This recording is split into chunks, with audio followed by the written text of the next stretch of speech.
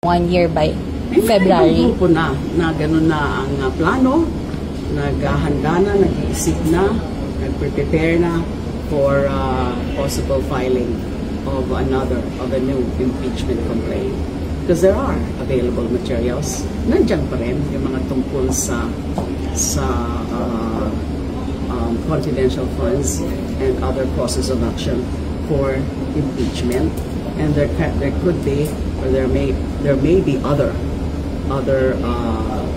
grounds that may be filed against the Vice President, other evidence against the Vice President. Kasi nga, one thing is clear, one thing is sure, and one thing is we know that na hindi pa siya lusot, wala pang closure sa mga serious issues of accountability niya. Notwithstanding na divert na nga yung atensyon ng sambayanan sa kanyang mga pananagutan, gawa nitong mga issues na ito sa corruption scandal sa infrastructure projects.